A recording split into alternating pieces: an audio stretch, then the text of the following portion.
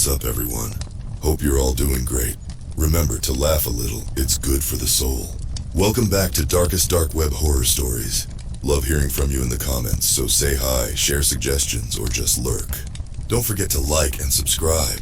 Your feedback makes this a community. Now let's get creepy. Lights down, chills up. Get ready for nightmares. Onto the stories.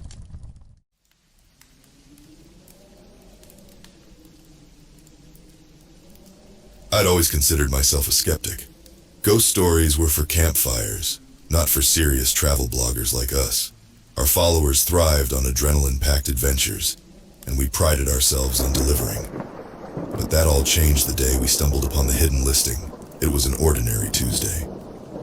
Jake and I were hunched over our laptops in a cramped cafe in Reykjavik, hunting for our next big story. Iceland had been spectacular, but our readers craved something fresh, something off the beaten path. That's when Jake's eyes lit up. "Check this out," he said, spinning his laptop toward me. On the screen was a grainy, almost ominous ad. The Hotel of Lost Souls, a hidden paradise. The location was cryptic, only described as a remote island off the coast of nowhere. The booking site was even stranger, accessible only through the dark web. "Seems sketchy," I muttered. But the thrill of the unknown was already coursing through my veins. "Come on, Liz, where's your sense of adventure?" Jake grinned. "Think of the views, the clicks." He had a point. And so, with a few clicks, we were booked. Our journey began with a flight to the Azores, a picturesque archipelago in the middle of the Atlantic. From there, a nondescript boat awaited us, manned by a silent, weathered sailor. He handed us a map and a note. "Follow the path and you will find the truth." As we set sail, a thick fog enveloped us, and a sense of foreboding settled in. Hours seemed to stretch into days until, finally, the silhouette of an island emerged. The sailor gave us a knowing nod and vanished into the mist, leaving us alone with our equipment and the eerie silence. The island was breathtaking, a tropical paradise untouched by time. White sandy beaches, lush forests, and a towering cliffside where the hotel stood in all its grandeur. It was a Victorian masterpiece, with intricate woodwork and large windows that seemed to peer into our souls. "This place is incredible," Jake whispered, camera in hand. "But why is it so deserted?" As we approached, the air grew colder. The front doors creaked open, revealing a lavish interior. Crystal chandeliers, marble floors, and vintage furniture adorned the lobby. But there was not a single person in sight. "Hello?" I called out, my voice echoing through the empty halls. No response. We decided to explore, documenting every corner of this forgotten gem. Room after room, each more than the last, but all empty. It felt like stepping into a time capsule. That's when we stumbled upon the first sign of life, or rather, death. In one of the grand suites, a suitcase lay open, clothes strewn about as if someone had left in a hurry. On the dresser, an old, yellowed photograph caught my eye. It was a family, smiling brightly. The date scribbled on the back read, July 1923. "Jake, look at this," I said, holding up the photo. He frowned. "What happened to them?" Before I could respond, a chilling breeze swept through the room and the lights flickered. An overwhelming sense of dread washed over me. This was no ordinary hotel. We were not alone. As night fell, the hotel's eeriness intensified. Jake and I settled in the grand suite we'd found, unable to shake the feeling that we were being watched. The air was thick with an unspoken presence, and every creak of the floorboard sent chills down my spine.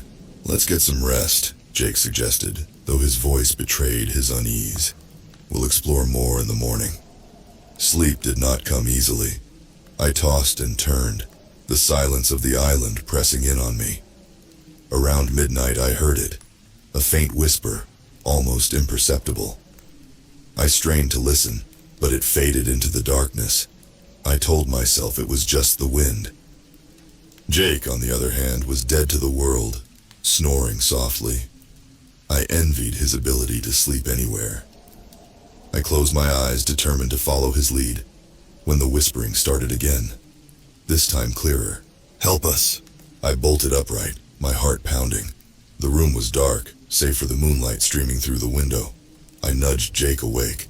"What's wrong?" he mumbled groggily. "Do you hear that?" I whispered, my voice trembling. He listened for a moment and shook his head. "Liz, you're just spooked. Go back to sleep." But I couldn't. I slipped out of bed, grabbing a flashlight from my bag. "I'm going to look around." Jake sighed, but didn't protest. I stepped into the hallway, the beam of the flashlight cutting through the darkness. The whispers grew louder, guiding me down the corridor. I followed them to a door at the end of the hall, slightly ajar. My hand trembled as I pushed it open. Inside was a lavish ballroom, dust covering the once polished floors.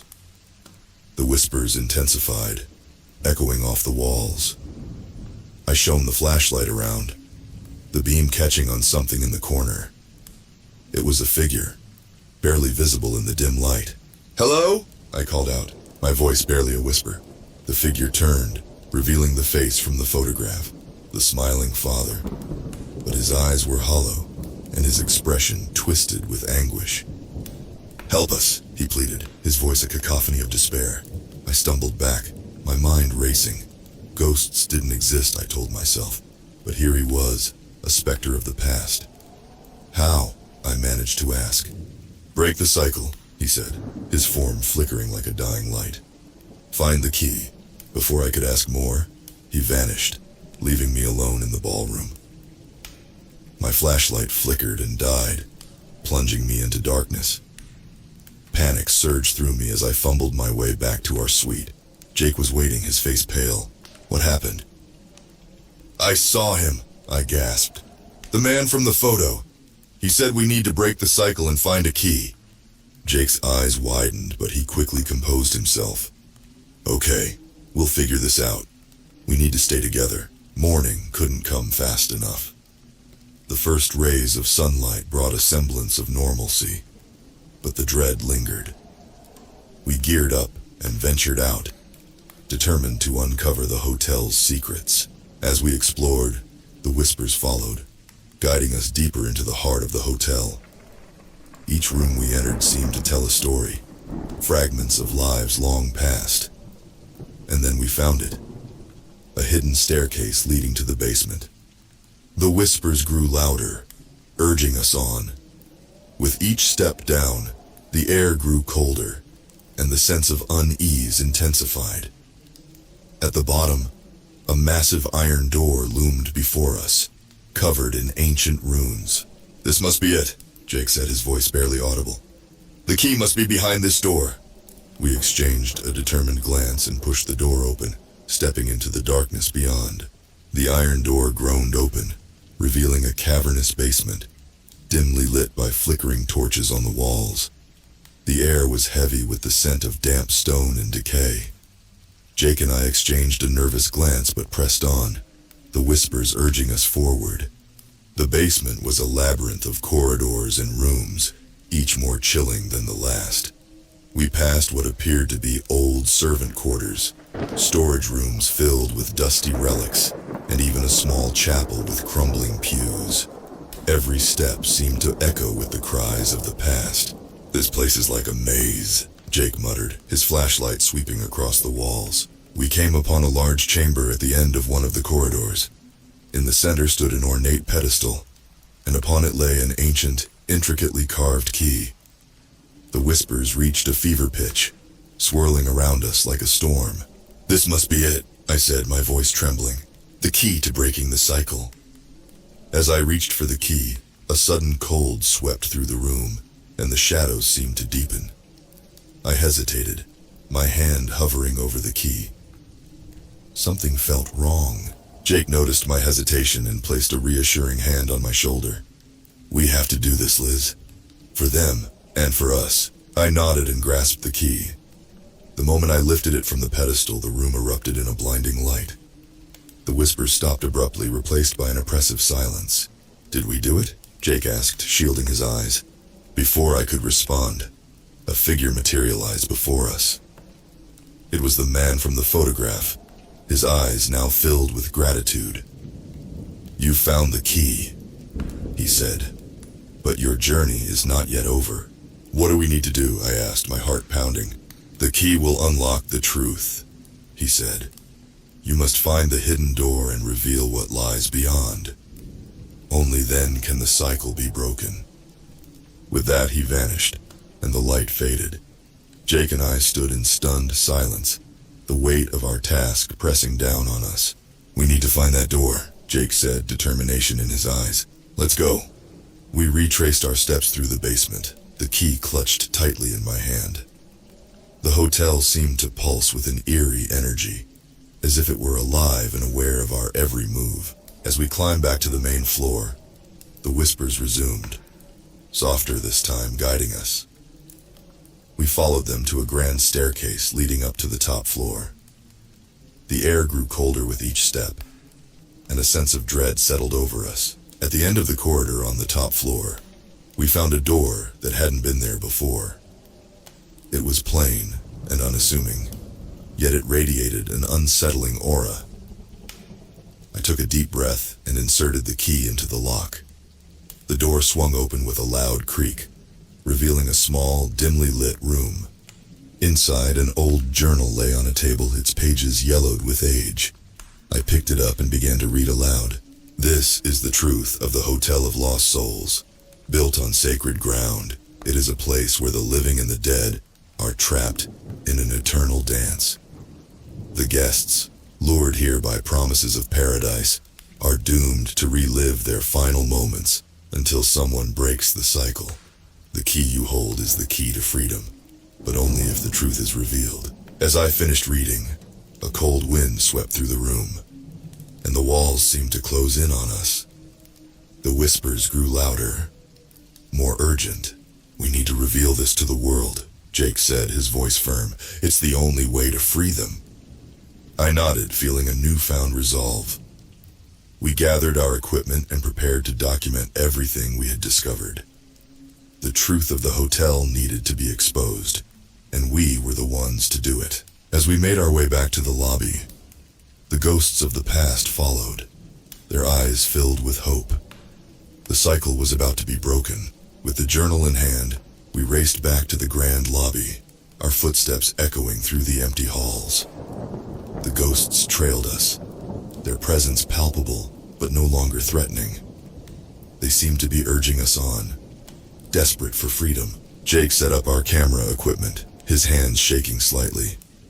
"We need to document this. Our followers need to know the truth," I nodded, flipping through the journal's pages. Each entry revealed more about the hotel's dark history, how it was built on sacred ground, cursed by an ancient ritual gone wrong. The spirits of the guests, lured by promises of luxury and escape, were trapped in an endless loop, reliving their final moments in torment. "Ready?" Jake asked, positioning the camera to capture both of us in the journal. "Ready," I replied, taking a deep breath. "Let's break the cycle." We began our broadcast, recounting our journey from the dark web listing to the haunted island, the eerie hotel, and our encounters with the restless spirits. I read passages from the journal aloud, revealing the chilling truth behind the Hotel of Lost Souls. As we spoke, the air in the lobby grew colder, and the whispers intensified. The ghosts gathered around us, their faces a mix of hope and fear. It was as if they were waiting for something, a final moment of release. "We need to show them the key," Jake said, holding it up to the camera. "This key is the symbol of their freedom. By revealing the truth, we can break the curse and set them free." I nodded, taking the key from Jake and holding it up. "To all our viewers, this is the key to ending the torment of the souls trapped here. Share this video, spread the word. The truth must be known." As the words left my lips, a blinding light filled the lobby, and the ground trembled beneath us. The ghosts cried out, their voices blending into a harmonious chorus. The walls of the hotel seemed to shimmer, and for a moment, I felt a profound sense of peace. The light faded, and the hotel was silent once more. The ghosts were gone, their presence replaced by an overwhelming stillness. Jake and I stood in awe, the weight of what we had just accomplished sinking in. "It's over," Jake whispered, his voice filled with relief. "We did it." But as we turned to pack our equipment, a low rumble echoed through the lobby. The floor beneath us began to crack, and pieces of the ceiling started to fall. The hotel was collapsing. "Run!" I shouted, grabbing Jake's hand. We sprinted toward the exit, dodging falling debris and the crumbling walls. The grand staircase collapsed behind us as we made it to the front doors, bursting out into the daylight. The island was bathed in an eerie calm, the hotel's destruction unfolding behind us. We watched in silence as the once grand building sank into the ground, swallowed by the island's cursed earth. When it was over, nothing remained but rubble and silence. "Liz, look," Jake said, pointing to the horizon. In the distance, a boat was approaching, cutting through the fog. It was the same boat that had brought us here, the weathered sailor at the helm. He nodded at us, a knowing smile on his face. "Time to go home," Jake said, squeezing my hand. As we boarded the boat, I looked back at the island one last time. The Hotel of Lost Souls was gone, but the spirits were free. We had broken the cycle, and their stories would live on. As the island faded into the distance, I felt a sense of closure. We had uncovered the truth, and now it was time to share it with the world. The boat ride back was eerily quiet. The weathered sailor kept his gaze fixed ahead, navigating through the thick fog. Jake and I sat in silence, processing everything that had happened. The weight of our journey pressed down on us, yet there was a strange sense of peace knowing we had freed the trapped souls. When we finally reached the Azores, the sun was setting, casting an orange glow across the water. We disembarked, our bags heavy with the evidence of our experience. The sailor nodded to us once more before disappearing into the mist, his boat blending with the waves. Back in our hotel room in Ponta Delgada, we began to upload the footage. Every frame, every sound captured the essence of our journey. The haunted hotel, the restless spirits, and the final dramatic collapse were all there, ready to be shared with the world. Jake sat at his laptop, editing the video. His usually steady hands shook slightly, the enormity of what we were about to reveal hitting him hard. "Are you sure about this?" he asked, glancing at me. I nodded, resolute. "People need to know. It's the only way to ensure the hotel's curse isn't forgotten, and maybe it'll prevent others from falling into the same trap." With a deep breath, Jake clicked upload. We watched as the video began to process, the progress bar inching forward. Minutes felt like hours, but finally, it was live. We shared the link on our blog, social media, and every platform we could think of. Now, all we could do was wait. The response was immediate. Comments and messages flooded in, ranging from disbelief to awe. Our followers were captivated, and the video quickly went viral. News outlets picked up the story, and soon, the Hotel of Lost Souls was a worldwide sensation. Despite the whirlwind of attention, a part of me still felt uneasy. The hotel's dark history, the spirits we encountered, it was all too real. I hoped we had done the right thing. A week later, we received an email from a renowned paranormal investigator, Dr. Maria Santos. She wanted to meet with us, intrigued by our findings and eager to delve deeper into the mystery. We agreed, arranging to meet her in Lisbon. Dr. Santos was a petite woman with sharp eyes and an air of authority. She greeted us warmly, her curiosity evident. "Your story is incredible," she said as we sat down in a small cafe. "But I need to know more. Did you find any artifacts? Anything that might explain the curse?" We showed her the journal, the photographs, and the key. Her eyes widened as she examined them, murmuring to herself in Portuguese. "This is extraordinary," she said. "The hotel was built on sacred ground, likely disturbing something ancient and powerful. The key you found, it's a symbol of both imprisonment and freedom. You truly did break the cycle. Her validation was a relief. We had done something significant, something that mattered. But Dr. Santos had more to say. There are other places like this, she said. Sites where the boundary between the living and the dead is thin. If you're willing, I'd like to work with you both. There's much more to discover, and your experience would be invaluable. Jake and I exchanged a look. The adventure that had started as a quest for unique content had turned into something far greater. We had uncovered a hidden world, and there was no turning back.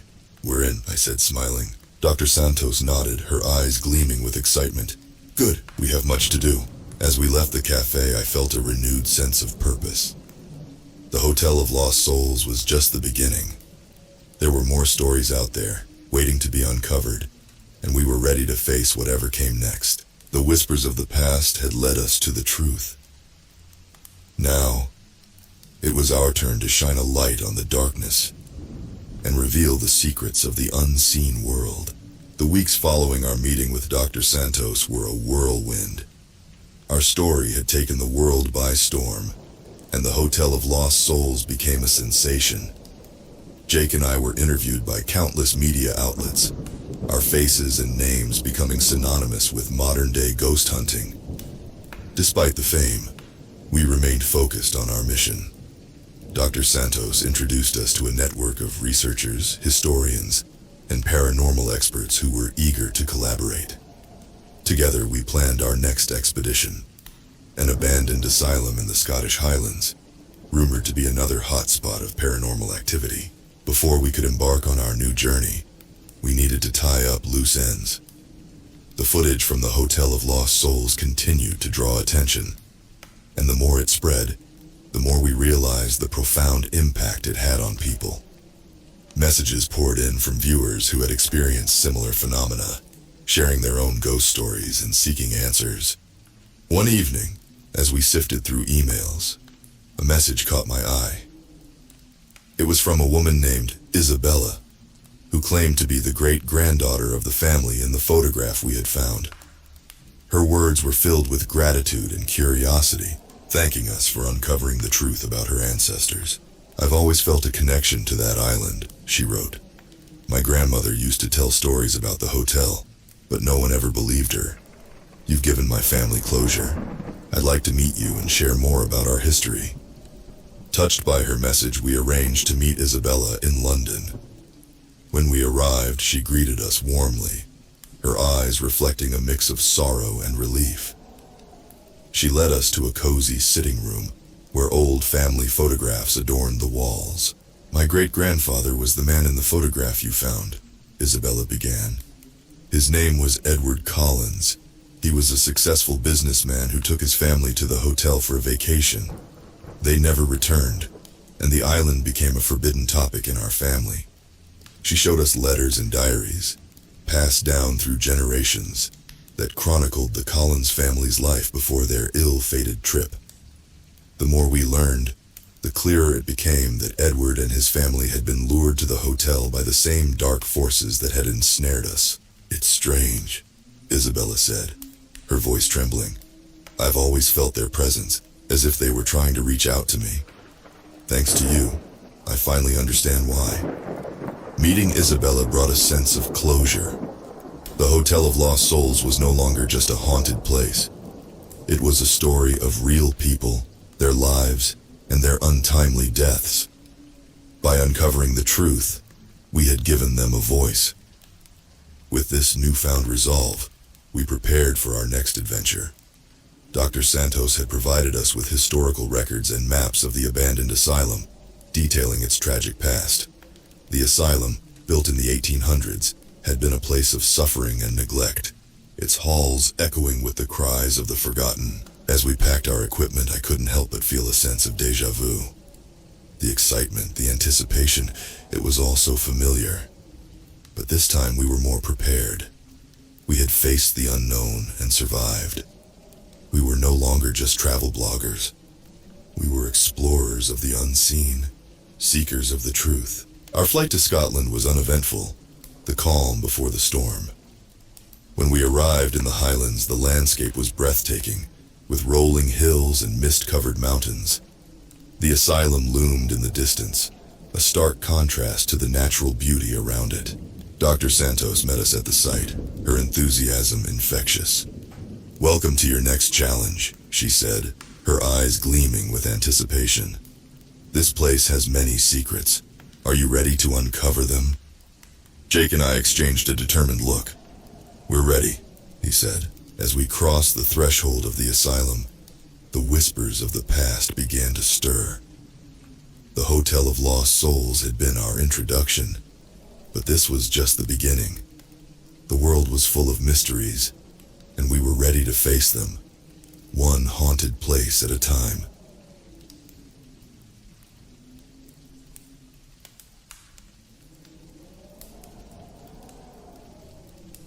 I never should have clicked that link, but when you're a broke artist living off ramen and hope, the promise of easy money is hard to ignore.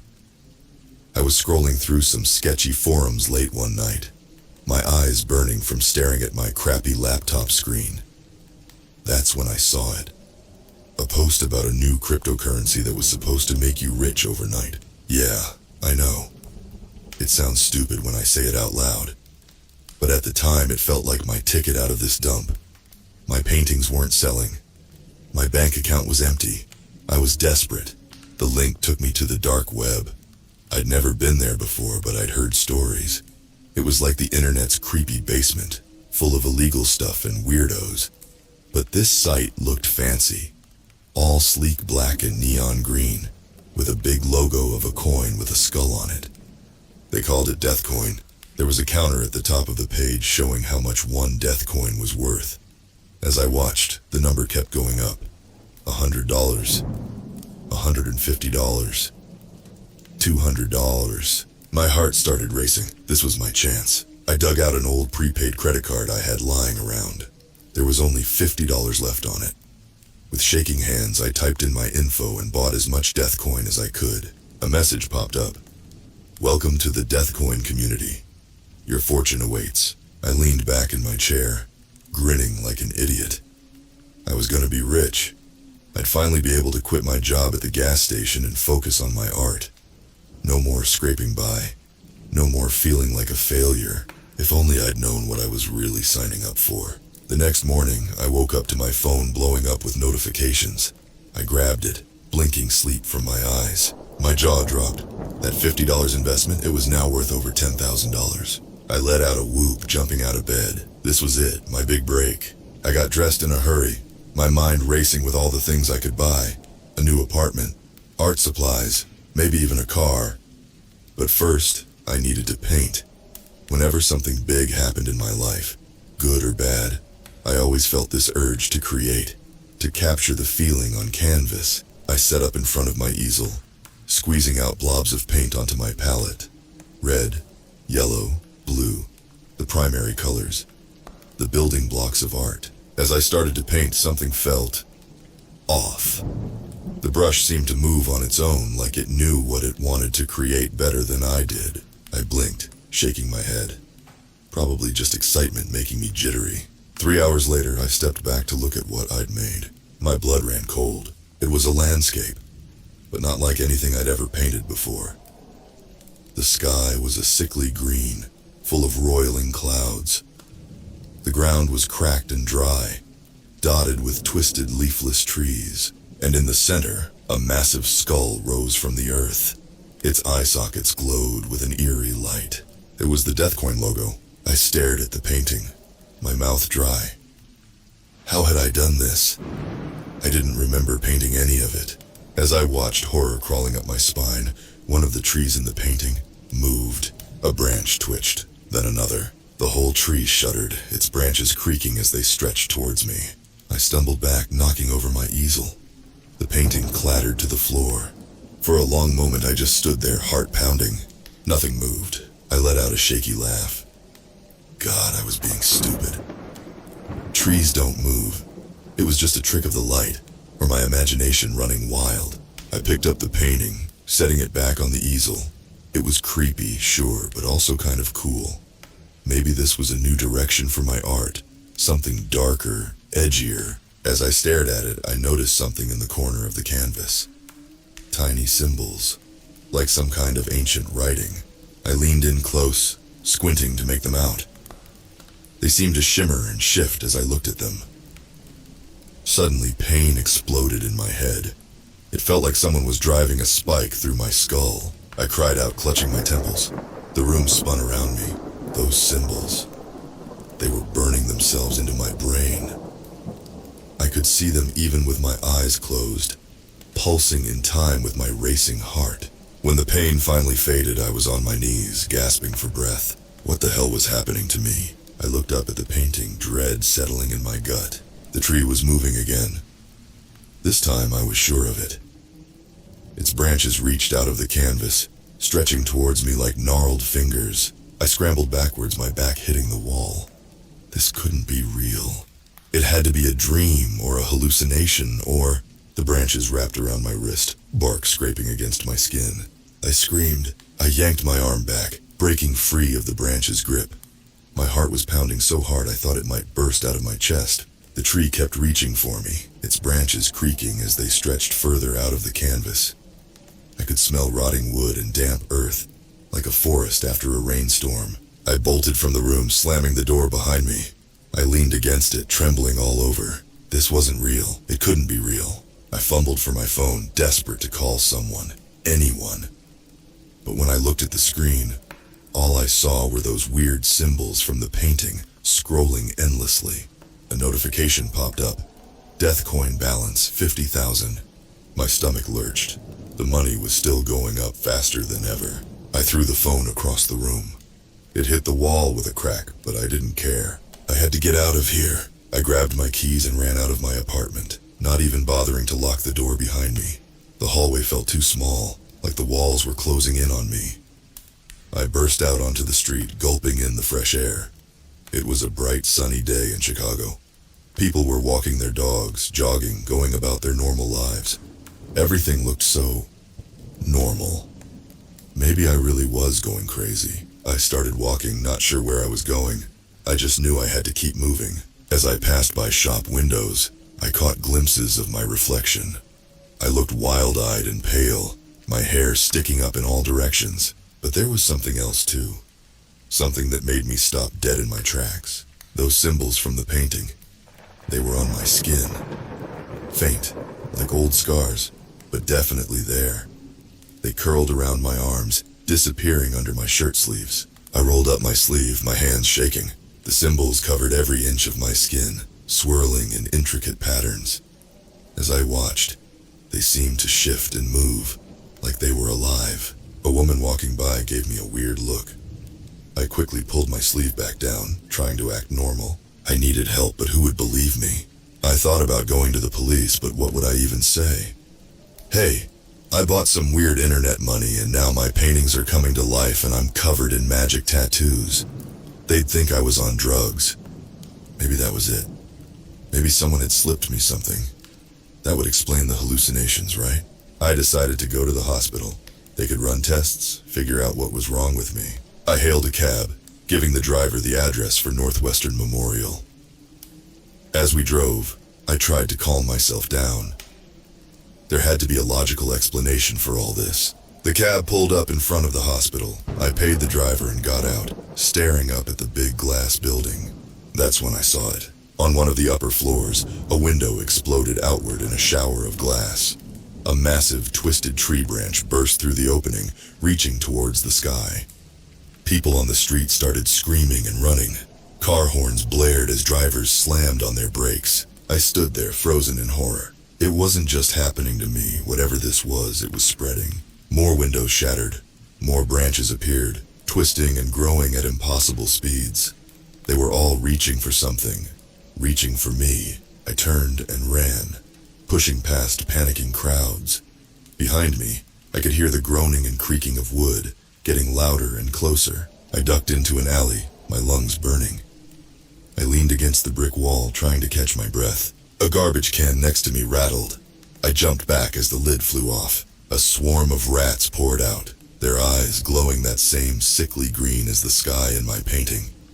They chittered and squeaked, forming a circle around me, One of the rats stood up on its hind legs. It opened its mouth, and a human voice came out.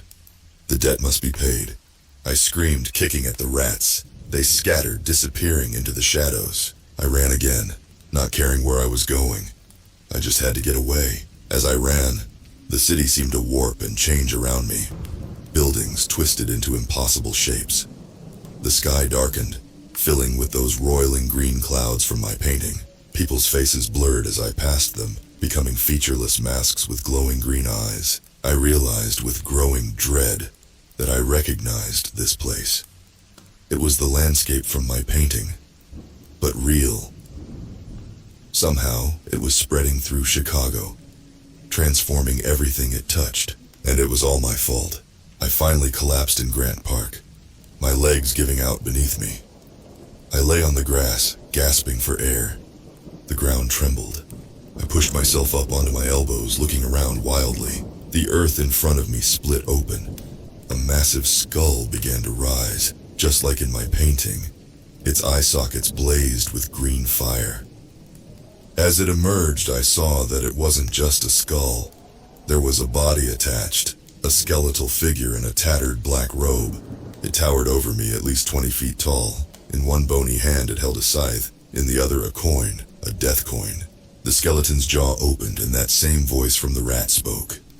"Welcome, artist. Your tribute has been accepted." I scrambled backwards, my voice shaking as I asked, "Whoa, what are you?" The skeleton tilted its head, green flames flickering in its eye sockets. "We are Death Coin. We are the currency of chaos, the market of mayhem.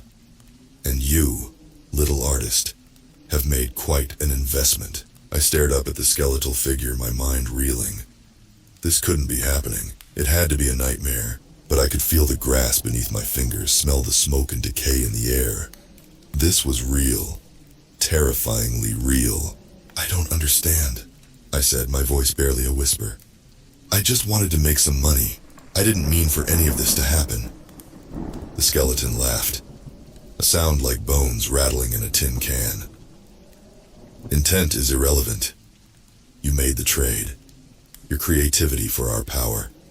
And now, the transformation begins." I looked down at my arms. The symbols were glowing now, pulsing with that same sickly green light. I could feel them burning into my flesh, rewriting my very being. "No," I said, shaking my head. "I don't want this. Take it back. Take the money back." The skeleton's grin seemed to widen. "There are no refunds in our market, little artist. But don't worry. You'll learn to love the chaos. They all do in the end." It raised its scythe, the blade gleaming in the eerie light. I flinched, sure it was going to cut me down. Instead, it slashed at the air itself. Reality seemed to split open, revealing a swirling vortex of colors and shapes. "Come," the skeleton said. "It's time for your orientation." Before I could react, bony fingers wrapped around my arm. The skeleton dragged me towards the portal. I struggled, but its grip was like iron. "No, let me go!" We plunged into the vortex. Colors and sounds assaulted my senses. I felt like I was being torn apart and put back together, over and over again. When the world finally stopped spinning, I found myself in a vast, dark space. Floating all around us were screens, each showing a different scene of chaos and destruction. I saw cities consumed by fire, oceans boiling away, mountains crumbling to dust. And in each scene, those twisted trees were growing, spreading their corruption. "Behold," the skeleton said, sweeping its arm across the screens. "The fruits of our labor, the reshaping of reality itself." I shook my head, tears streaming down my face. "This is wrong. You're destroying everything." The skeleton turned to me, its eye sockets blazing. "Destruction? No, little artist. This is creation. Raw, unfiltered creation, and you are now a part of it." It gestured, and one of the screens floated closer. I saw myself in my apartment, painting that first cursed image. "Your art was the key," the skeleton explained. "The spark that ignited the flame. With each brushstroke you opened the door a little wider, and now, that door can never be closed." I watched in horror as the me on the screen continued to paint, oblivious to the destruction spreading around him. With each new painting, the chaos grew. "Stop it," I begged. "I don't want to do this anymore." The skeleton chuckled. "You misunderstand. You're not doing this. You are becoming this." It waved its hand, and a mirror appeared in front of me. I stumbled back, horrified at what I saw. My skin was pale, almost translucent. Those glowing symbols covered every inch of me. But worst of all were my eyes. They blazed with that same green fire as the skeletons. "What have you done to me?" I whispered. "We've set you free," the skeleton replied. "Free from the constraints of your mundane existence. Free to create without limits, without rules." It placed a bony hand on my shoulder. "Embrace it, little artist. Embrace the power of Deathcoin. Paint the world anew." I felt something stirring inside me, a wild, chaotic energy that begged to be released. Part of me wanted to give in, to let it consume me, but another part, a small voice in the back of my mind, screamed in defiance. I clenched my fists, focusing on that voice. "No," I said, my voice growing stronger. "I won't do it. I won't help you destroy the world." The skeleton's flames flickered as if surprised. "You resist? Interesting." Most embraced their new role eagerly. It leaned in close, its skull inches from my face. "But it matters not. The process has begun. You will create for us, willing or not." I felt a sharp pain in my hand. Looking down, I saw a paintbrush materializing in my grasp. Paint oozed from the bristles. Not normal paint, but a swirling, living substance that whispered dark promises. My arm began to move on its own, raising the brush. The skeleton waved its hand, and a blank canvas appeared before me. "Paint," it commanded. I tried to resist, but my body wouldn't obey. The brush touched the canvas, and explosions of color erupted across its surface. I saw cities forming and crumbling, civilizations rising and falling in the blink of an eye, all tinged with that sickly green, all corrupted by the power of Deathcoin. "Yes," the skeleton hissed. "Create our new world. Shape it with your imagination." Tears streamed down my face as I painted. I could feel the chaos spreading, not just on the canvas, but in the real world too. Every brushstroke was an earthquake, a tsunami, a war. I had to stop this, but how? As I painted, my mind raced. There had to be a way out. Some loophole, some weakness in their system. Then it hit me. They needed me to create. They needed my art, my imagination. Maybe that was the key. I took a deep breath, steeling myself. This was going to hurt. With all my willpower, I forced my hand to stop. The brush hovered inches from the canvas, trembling with the effort. The skeleton's flames flared. "What are you doing? Paint!" I gripped my teeth, fighting against the compulsion. "No," I growled. "I won't create for you anymore." I turned the brush around, pointing the sharp end towards my own eye. The skeleton realized what I was about to do a moment too late. It lunged forward, bony fingers grasping. "No! Stop!" But I was faster. I plunged the brush into my eye, screaming in agony. The world exploded in pain and green fire. I felt the connection to Deathcoin snap like a rubber band. As I fell, I heard the skeleton howling in rage. The screens around us began to crack and shatter. The last thing I saw before everything went dark was my own reflection. The symbols on my skin were fading, and the green fire in my remaining eye was dying out. Then, mercifully, I passed out. I woke up in a hospital bed, the steady beep of a heart monitor filling the room. My whole body ached, and my left eye was covered in bandages. For a moment, I thought it had all been a nightmare. But then I saw the faint traces of those symbols on my arm, already fading like an old tattoo. It had been real, all of it. A nurse came in, smiling when she saw I was awake. "Welcome back," she said. "You gave us quite a scare." I tried to speak, but my throat was dry and raspy. She gave me some water, then explained what had happened. I'd been found unconscious in Grant Park, with a paintbrush sticking out of my eye. The doctors had managed to save my life, but not my vision. I'd be blind in that eye forever. As for Chicago, well, things had gotten weird for a while. There had been reports of strange phenomena all over the city. Trees growing out of buildings, rats talking, the sky turning green. But it had all faded away as suddenly as it had started. Most people were chalking it up to mass hysteria, or maybe some kind of gas leak. No one seemed to remember the full extent of what had happened. No one except me. Over the next few weeks, as I recovered in the hospital, I obsessively checked the news and financial sites. There was no mention of Deathcoin anywhere. It was like it had never existed, but I knew better. I could still feel its lingering presence. Like a bad taste I couldn't quite wash out of my mouth. My art supplies were brought to me in the hospital. At first, I was afraid to touch them. But slowly, I started sketching again. Simple things at first. Flowers, trees, landscapes. Normal, everyday scenes untouched by chaos. To my relief, nothing came to life. My drawings stayed on the paper where they belonged. As I drew, I thought about everything that had happened. About the temptation of easy money, and the price of giving in to that temptation. I realized that Deathcoin had preyed on my desperation, my feeling of failure as an artist. It had offered a shortcut to success, but at a cost I could never have imagined. The day I was released from the hospital, I went straight to my apartment. Everything was exactly as I'd left it, including that first cursed painting. I stared at it for a long time, remembering the terror I'd felt when those branches reached out for me.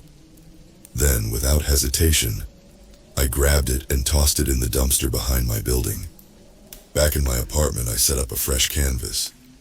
My hands shook a little as I picked up my brush, but I took a deep breath and started to paint. This time I painted from my heart. No shortcuts, no dark magic. Just me, my brush, and my imagination. Hours passed as I worked. When I finally stepped back, I smiled at what I'd created. It was a cityscape of Chicago, but not the nightmare version I'd seen before. This was Chicago as I loved it. Vibrant, diverse, full of life and color. The sky was a clear, natural blue. The trees were normal trees, their leaves rustling gently in an unseen breeze.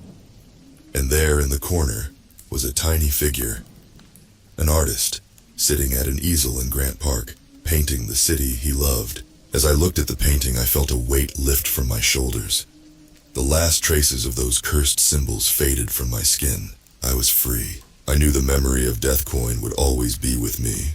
The temptation of easy success, of shortcuts and quick fixes, would always be out there. But I also knew I was stronger now.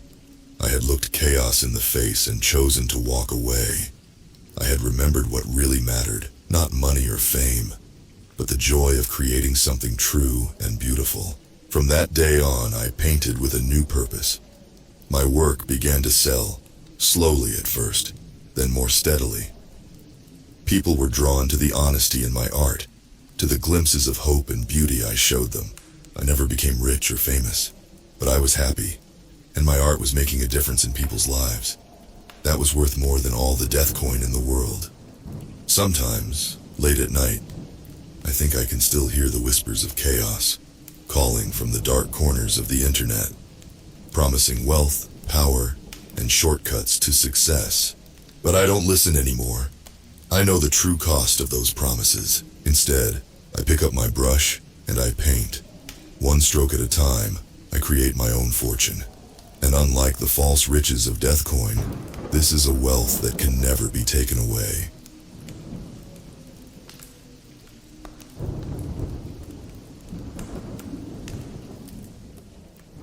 I never meant to find it. I was just looking for work.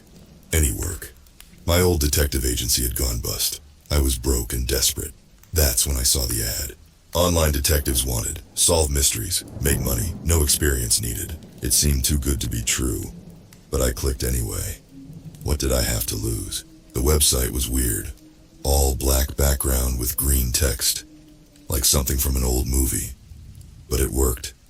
I filled out the form and hit submit. An hour later, my phone buzzed. A text from an unknown number. Congrats, you're in.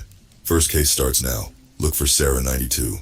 Last seen in dark web chat room XJ731. Find her. You have 24 hours. I stared at my phone. What had I gotten myself into?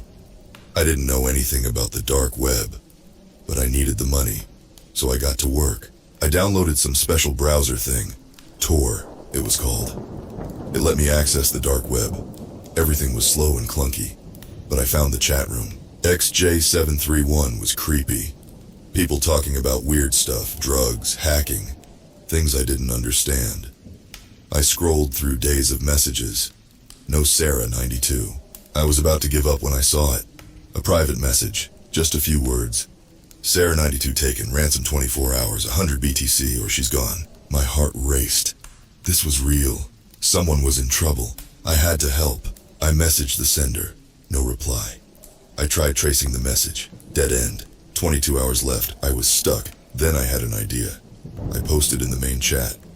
Looking for Sarah 92. Urgent. Reward offered. Seconds later, a reply. I know where she is. 1 BTC for info. I didn't have any Bitcoin, but I pretended I did. Deal. Tell me.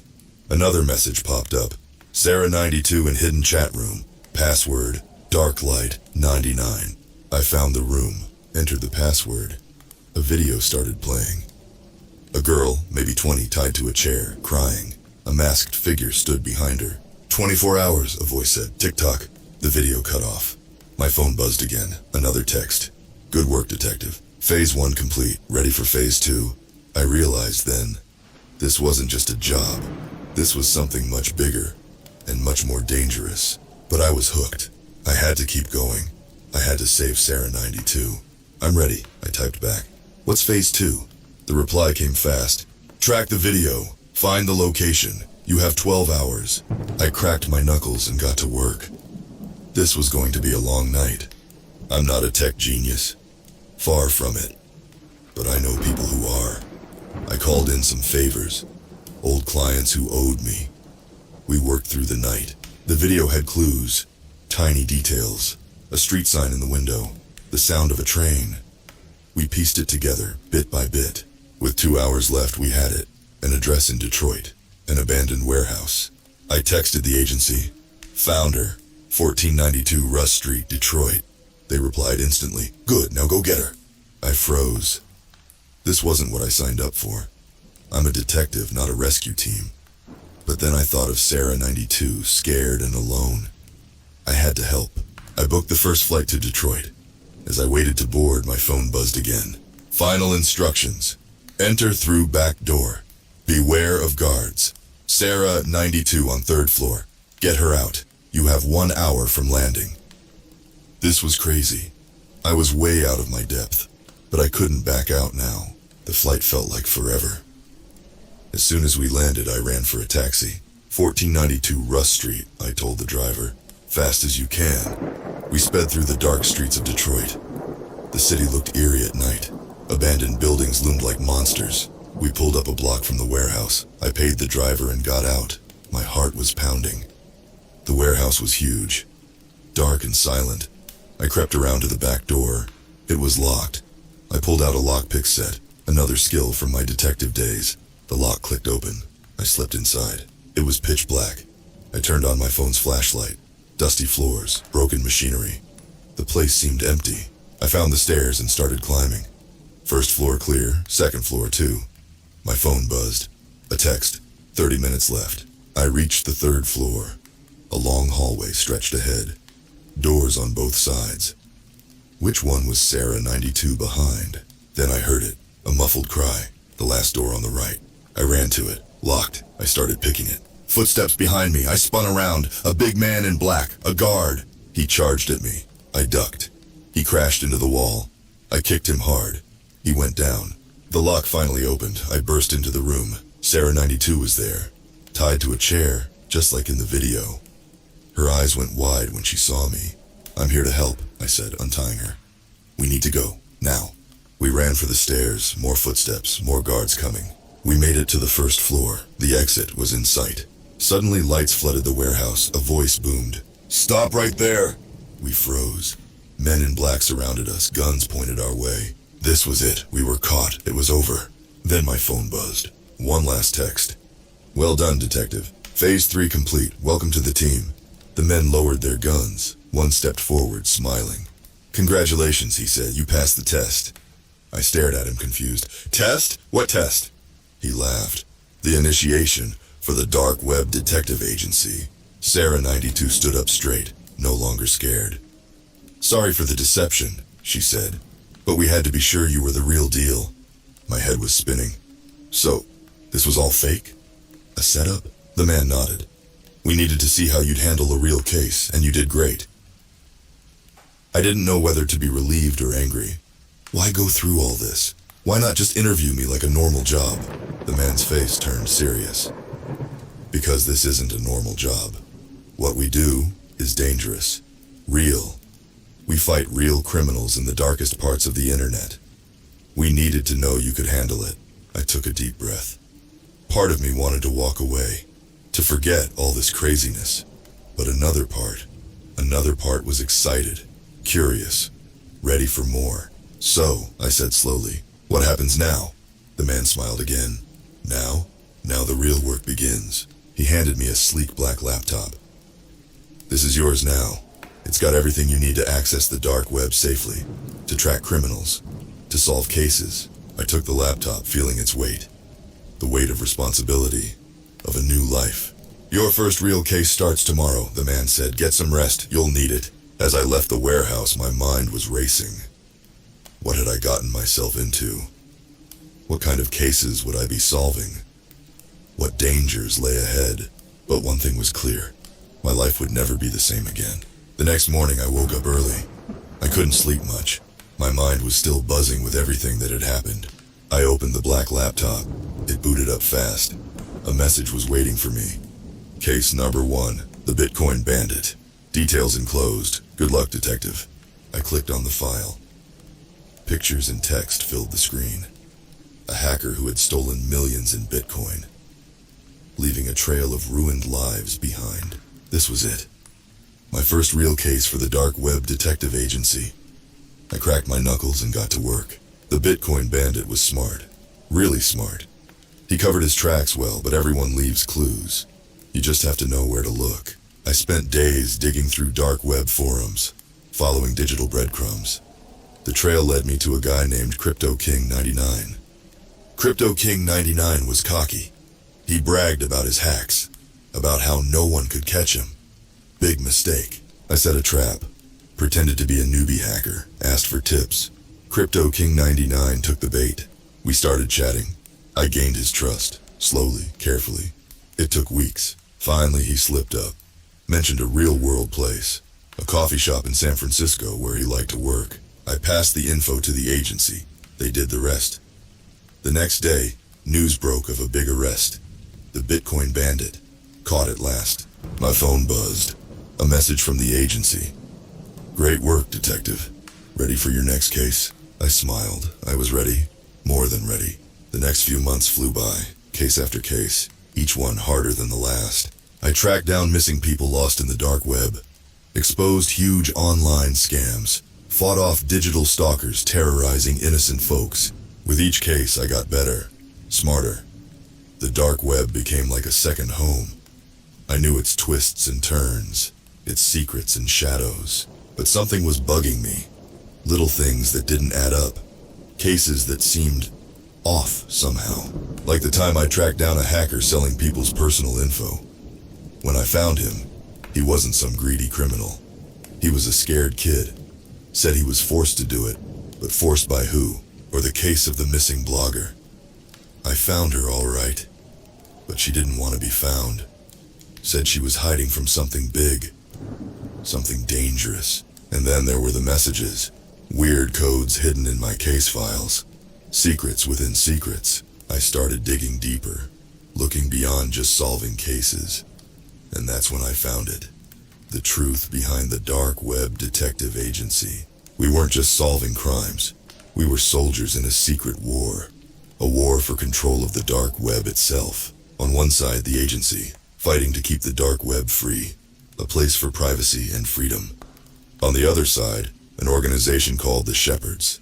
They wanted to control everything, to watch everyone, to turn the dark web into a tool for power. The agency was using us detectives to fight the Shepherds. Every case we solved weakened them, broke their plans. But the Shepherds were fighting back. Hard. I found reports of detectives going missing, of hackers switching sides. The war was heating up, and I was caught in the middle of it all. I didn't know what to do. Part of me wanted to run, to forget all about the dark web and go back to my old life, but I couldn't. I'd seen too much, learned too much. I couldn't just walk away, so I made a choice. I decided to fight, not just to solve cases, but to win this war. I reached out to other detectives, formed a team. We started sharing info, working together. We dug deep into the Shepherds, found out who they were, what they wanted. It wasn't pretty. Ex-government spies, corrupt cops, power-hungry billionaires, all working together to control the internet. We fought them at every turn. When they tried to plant spyware, we exposed it. When they blackmailed people, we protected the victims. It was hard, dangerous work. There were close calls, times when I thought it was all over. Like the night they traced my real identity. I woke up to find my apartment trashed, a warning message on my computer, or the time one of our team got caught. We had to launch a rescue mission, sneak into a high-security data center, nearly got caught ourselves. But we kept fighting, kept pushing back, and slowly, bit by bit, we started winning. We exposed Shepherd agents in big tech companies. We leaked their plans to the public. We turned their own hackers against them. The war raged for months. The dark web became a battleground. Hackers fought digital duels. Secrets were weapons. Information was power. And through it all, we kept solving cases, kept helping people, because that's what it was all about in the end. Using the dark web to make the world a little bit better. Finally, after what felt like years, we had them. The leaders of the Shepherds. We'd tracked them to a secret meeting in Prague. This was it, the final battle. If we could catch them, expose them, it would all be over. We planned for weeks, called in every favor, used every trick we knew. The night of the raid was tense. I sat in a van outside the meeting place, coordinating our team. Everything had to go perfectly. One mistake and it would all fall apart. I watched on hidden cameras as our agents moved in. My heart was pounding so hard I thought it might burst. For a moment it looked like we'd done it. We had them surrounded. But then it all went wrong. Alarms blared, guards appeared out of nowhere. Our team was scattered, running for their lives. I watched in horror as the Shepherds escaped, slipping away into the night. We'd failed. Months of work gone in an instant. I slumped in my chair, feeling defeated. Was this how it ended? Had we lost the war? Then my phone buzzed. A message from an unknown number. Don't give up. This isn't over. Meet me at the old clock tower, midnight. I didn't know if it was a trap, but I had to go. Had to know. The clock tower was old and creaky. I climbed the dusty stairs, heart in my throat. At the top, a figure waited. As I got closer, I gasped. It was him, the man who'd recruited me all those months ago. You? I said, but we thought you were dead. He smiled sadly. Sometimes it's necessary to disappear, to work from the shadows. He handed me a flash drive. This contains everything. The true identities of the Shepherds, their plans, their weaknesses. Everything you need to finish this. I took the drive, stunned. Why now? Why give this to me? He looked out over the city. Because it's time. Time for the next generation to take over, to finish what we started. He turned back to me. The war isn't over. It's just beginning. But I believe in you. In all of you. You can win this. And then he was gone. Vanished into the night like a ghost. I stood there for a long time, holding the flash drive, thinking about everything that had happened. Everything that was still to come. The war for the dark web wasn't over. The Shepherds were still out there. Still a threat. But we weren't beaten, not yet. We had new weapons now, new knowledge. I left the clock tower with a new determination, a new fire burning inside me. The dark web detective agency had a new mission now. Not just solving cases, but saving the very soul of the internet. It wouldn't be easy. It would be long, hard, and dangerous. But we were ready. Ready to fight. Ready to win. As I walked into the night, I smiled. The next chapter of the story was just beginning, and I couldn't wait to see how it turned out. The end, for now.